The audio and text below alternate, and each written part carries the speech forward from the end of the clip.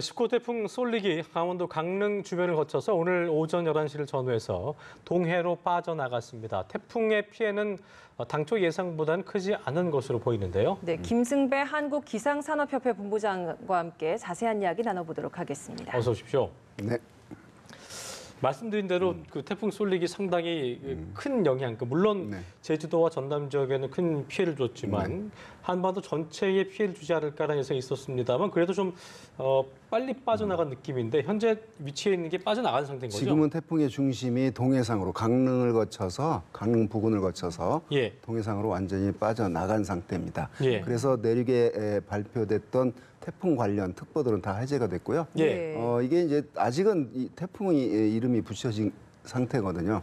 동해 중부 해상만 태풍 특보가 남아 있습니다. 그렇군요. 세력이 왜 이렇게 갑자기 급격하게 작아진 건가요? 예. 네, 뭐 당초 원래 태풍이 그 육지에 상륙을 하면 산 등 그 마찰력을 받기 때문에 원래 약해지는 게 태풍의 특징입니다. 예. 바다 위를 달릴 때와는 완전히 다르죠.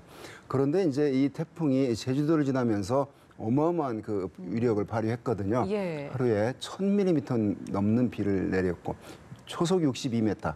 이게 자동차 시속으로 따지면 한 220km 그렇죠. 정도의 강풍을 만들어냈고 그러고서 이제 제주도의 서쪽을 지나면서 태풍 양쪽 반경, 오른쪽 반경이 제주도라는 육지를 지났지 않습니까? 예. 네. 그러면서 이제 그 어떤 태풍의 균형이 좀 깨졌다고 보여집니다.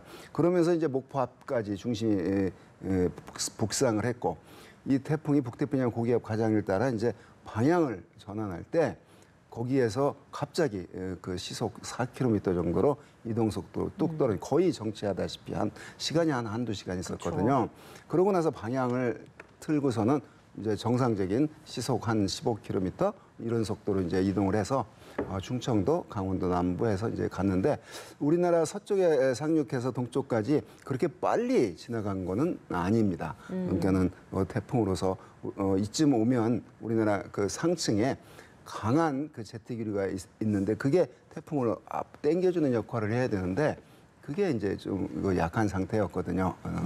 속도 이야기를 해주셔서 처음에는 한 시속 10km로 왔다가 그 다음에는 나중에 4km로 확 낮춰졌다가 다시 나중에 정상 속도 20이라고 해야 될까요? 그 정도로 그 다시 정도로. 돌아왔다고 네, 하더라고요. 네. 왜 이렇게 왔다 갔다 한 겁니까? 그게 이제 태풍이 그 우리나라 부근에 와서 예. 계속 가면은 중국 쪽으로 가는데 뭐 전향할 걸로 예상을 했죠. 예. 그 전향에서 뭐 태안반도로 상륙하느냐, 보령으로 상륙하느냐, 군산으로 상륙하느냐, 뭐 이런 그 나라별 좀 차별이 차이가 있었죠.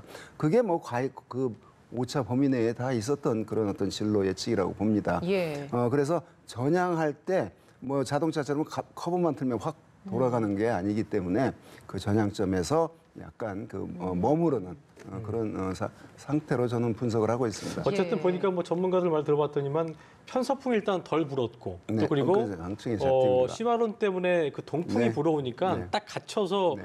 이도저도 못하게 좀 거의 정체된 상태였다는 말을 하더라고요. 네, 그렇습니다. 그 소위 예. 말하는 후지와라 효과. 19, 20호가 동시에 발생해서 오는데 19호가 앞섰고 20호가 뒤에서 왔죠. 예. 그래서 이제 상당히 거리가 있었는데 그 19호 쏠릭이 그 전향을 할 때 멈출 때 예. 그 시마로는 뭐 거칠 것 없이 일본 쪽을 북상을 향했죠. 했고, 그렇죠. 예. 그런데 이제 이게 뭐 공기는 이제 울타리가 없는 거기 때문에 그 상호 연관 작용을 했다고 봅니다. 그런데 그 시마론 때문에 뭐 무슨 끌려가지고 19호 쏠릭이 늦어졌다, 뭐 멈췄다. 저는 그렇게 보지 않습니다.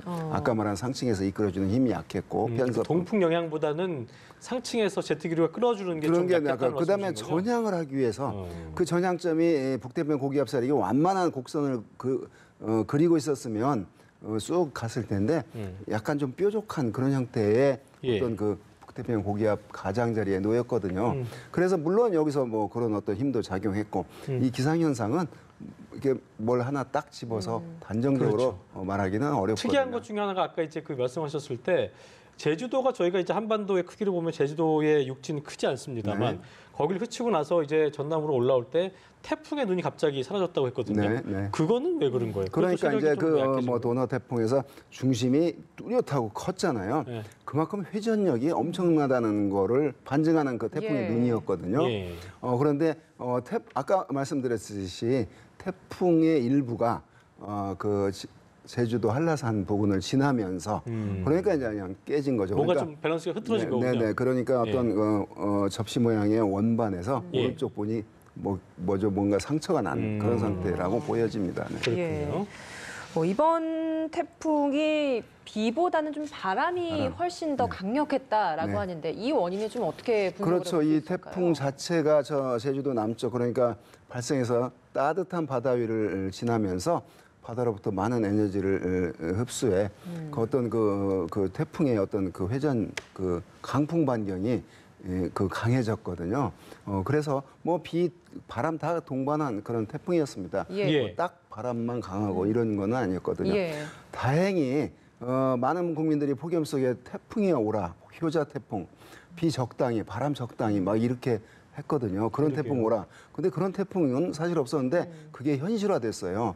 강한 태풍이 오면서 그 목포 부근을 우리나라 상륙한 뒤에 굉장히 그 힘을 잃었고 또 중심이 수도권 가까이 올 걸로 예상해서 출근길 수도권 비상 걸렸었는데 그래서 만반의 준비 대비하고 이랬는데 그런 면에서 이 정도의 그 수도권 그러니까 중부 이북 쪽에 그 바람 약하고 비 많이 안 온 거. 전라남도 이쪽은 많이 왔지만 전체적으로 저는 오히려 이렇게 비다운 비가 오지 않아서 그 여름 내 비 부족에서 물 부족 그 걱정이 되는 상황인데 그나마 하여튼 피해가 적었다는 면에서는 크게 다행이죠.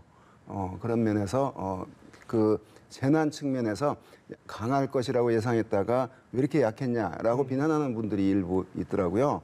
저는 재난은 인명피해, 건 아닌 것 같고요. 예, 뭐, 인명피해 예. 재난 측면에서는 그렇습니다. 가장 최악의 경우로 그렇죠. 시나리오를 예. 예상해서 준비를 해야 되기 때문에 그렇습니다. 그렇습니다. 그리고 수도권 지역의 피해가 좀 적었다고 하더라도 그 지금 뭐 직격탄을 맞은 전남 전남 지역도, 지역은 예. 피해가 굉장히 컸거든요. 당연히 거기는 대한민국 아닙니까? 예. 그래서 예. 어떤 그런 면에서의 어떤 그 이해 좀 예. 필요하다고 봅니다. 보니까 어쨌든 근데 수도권 입장에서는 그렇게 우려했던 게 되지 않았던 게 네. 결과적으로 북태평양 고기압을 시마론이 약하게 좀 하면서 방향을 틀게 했던 게 결과적으로는 뭐 그런 원인이라고 보면 되겠. 그게 그러니까 이제 아까 말씀하셨던 후지와라 효과일 수도 있겠고요. 네네. 예. 시마론이 북태평양 고기압을 뭐 약하게 만들었다기보다는 북태평양 고기압 가장자를 따라서 이 솔릭은 오고 있었습니다. 그런데 그게 어떤 더 확장할 수도 있고 더 수축할 수도 있고요. 고무풍선에 바람 빠지듯이 수축할 수도 있는데 예. 이제 그런 어떤 수축을 보였기 때문에 네. 당초 예상보다 남쪽으로 중심이 내려간 거죠. 네. 그렇군요. 앞서서 아직은 태풍이라는 이름을 달고 동해상에서. 있다라고 네. 하셨어요. 네. 그러면 언제쯤 이게 좀 소멸 단계에 네, 접어들까요? 한 뭐 동해상 빠져나왔고요. 그래서 한 오늘 한 뭐 오후 경이면 예. 태풍의 일생을 마감해서 태풍의 이름이 붙여졌다는 얘기는 중심 부근에서 초속 17m 이상의 이상일 바람이 때. 분다는. 예. 그래서 이제 한 16m로 떨어지면 바로 태풍의 자격을 박탈하거든요. 그게 열대 저압부로 되고 그래서 동해 북부 먼 바다로 가서 일생을 마감하는 그런 진로를 지금 밟고 아직 그 영동 지역에 비가 내리고 있는 것은 야. 아직은 강항반도 쪽에 좀 그 위치에 있어서 그런 거죠. 태풍의 회전 예. 안에 태풍의 순환 안에 예. 비구름이 남아 있는 상태죠. 네.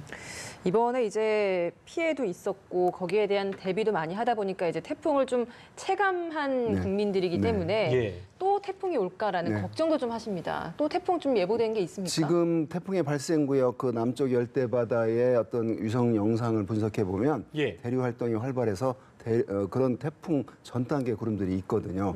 그래서 20호였는데 21호, 예. 22호가 당연히 그 생길 가능성이 있고요. 예. 이렇게 되면 지금 북태평양 태풍이 지나면 더위가 끝나냐 이거 많은 궁금해하고 있거든요.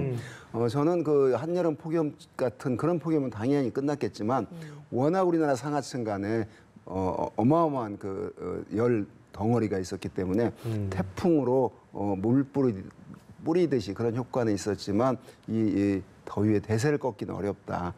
이게 꺾이려면 북쪽에서 이 공기가 그동안 더 머물렀던 공기가 식거나 서서히 그게 시간이 걸리는 일이죠. 아니면 북쪽에서 새로운 선선한 공기가 밀고 내려오거나 네. 이래야 되는 거죠. 그 시점이 좀 길어지기 때문에 이 32, 3도의 어떤 더위 이런 건 당분간 지속이 될 그러니까 겁니다. 막 그 한낮에 폭염 예전에 그런 거는 얼마 전에 사라졌죠. 40도 더위는 아닙니다만 그런 건 없습니다. 아까도 저희 기상캐스터가 얘기했던 대로 불쾌지수가 올라가는 이 습한 그렇죠. 느낌이 굉장히 힘들더라고요. 지금 밖에 나가 보면 예. 그 태풍 몰고 온 그런 어떤 그 습한 습한 공기들이 기운. 그대로 남아 있기 때문에 만약에 태풍이 가고 그 자리를 북쪽에서 건조하고 서늘한 공기가 자리를 메우면 예. 바로 우리 몸이 느끼는 야 이제 살만해졌다 이게 느끼겠는데 그런 공기가 안 내려왔거든요. 예. 그렇군요. 막 습하고 불쾌지수 높은 습한 공기 덩어리가 아직 남아 있습니다. 네. 폭염 그럼 다시 좀 기승을 부릴 가능성 있다라고 좀 바라보고 계신 거고. 네, 그러니까 그리고, 예. 뭐 35도 이상의 그런 기온은 분명히 보이지 않지만 바로 서늘한 공기 그러진 않고 일부 지역은 밤 기온이 안 떨어지는 그 열대야도 나타날 그게 수 있는. 9월 중에 계속 될 수 있는 거예요? 9월 뭐까지 저기 계속된다기보다는 8월까지는 적어도 우리가 기온 예측할 수 있는 범위가 열흘 이내거든요. 그렇군요. 네, 그래서 그 범위 안에서는 32, 3도의 그 어떤 더위, 불쾌한 이 공기가 좀 정체돼서 그런 겁니까, 그게? 그러니까 이제 공기는 끊임없이 어떤 머무를 수 없고 흘러가지만 예. 우리나라 폭염 원인을 제공했던 그 어떤 뜨거운 공기 덩어리가 제자리에 딱 못 박혀 있는 건 아니지만 그렇게 크게 움직이지 않고 있다. 태풍이 한 번 왔다고 해서 그게 크게 흔들리지 않는 그게 해소되지 상황이죠. 않는 그렇죠. 거예요, 그렇죠. 이번에? 상층의 그 티벳 고기압 자체가 왼쪽 중국적으로 약해졌고 예. 북태평양 고기압 세력도 약해진 건 틀림없습니다.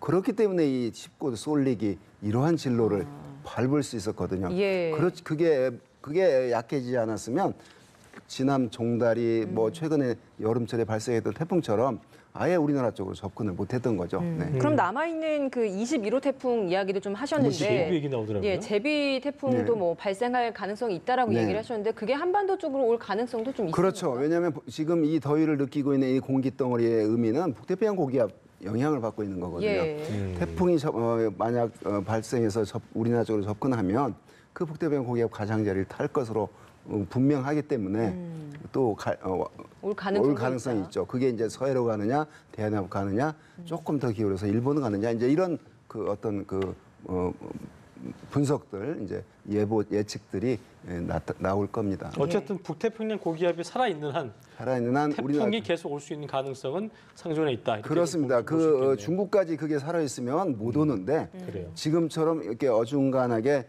힘을 가지고 있으면 완전히 약해지면 올 가능성은 낮아집니다. 알겠습니다. 지금까지 김승배 한국기상산업협회 본부장과 함께 19호 태풍 쏠릭 관련 이야기 자세히 해봤습니다. 오늘 말씀 고맙습니다. 고맙습니다. 네.